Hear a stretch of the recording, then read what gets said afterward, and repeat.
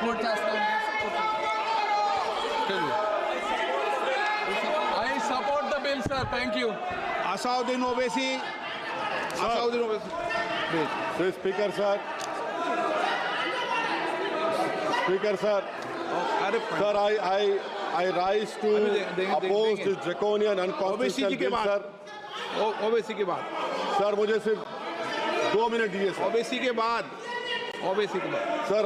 Sir, this bill violates the right to democratic self-government, which is part of Article 1419. And if a legislative assembly is dissolved, sir, and midterm elections are conducted, the tenure of that assembly will not be for 5 years, sir.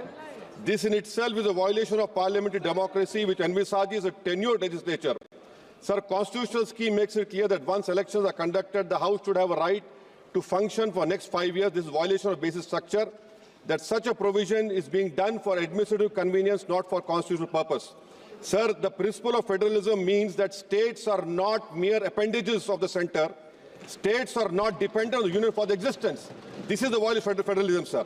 Sir, in conclusion, Parliament is not competent to make any law that violates fundamental rights or the basis of the Constitution, sir. This bill indirectly introduced a presidential style of democracy. This bill is based on maximizing political gain and convenience. This bill will finish off regional parties. This bill is only brought in to massage the ego of the supreme leader. Thank you, sir. I oppose this bill. K. Radhakrishnan.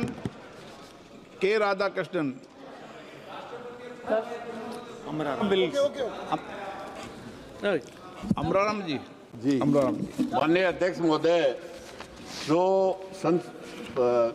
संविधान संशोधन 129 में जो संशोधन लाने के लिए लाए हैं बिल, मैं और मेरी पार्टी इसका विरोध इसलिए करती है कि ये बिल इस देश की संवैधानिक संस्था संविधान और जनतंत्र को खत्म करके तानाशाही की ओर बढ़ने का काम है. इससे ज़्यादा कुछ नहीं है. क्योंकि आप खर्चे की बात करते हैं, जिसको 1 साल होगा उसके 4 साल में आपके जनतंत्र की हत्या करने का काम ये संविधान संशोधन, ये जो बिल लेके आए हैं, ये करने का काम करेगा. आइंदा भी निश्चित रूप से आप बताइए, लोकल बॉडी जो पंचायत और नगर पालिकाएं स्टेट गवर्नमेंट का है, उसको भी आप लेना चाहते हैं. क्यों लेना चाहते हैं? कि एक हमारा ही चलेगा, बाकी देश का किसी भी राज्य का जो भिन्न भिन्न संस्कृति है, भाषा है, उसके अनुसार हमारे देश के संविधान ने उनको राज्य को बनाया है, उनकी विधानसभा बनाया है, उनके अधिकार हैं. वो सब अधिकार आप इस बात के माध्यम से यहाँ लेना चाहते हैं. और केवल इसलिए कि तानाशाही फासिस्ट जो ताकत आप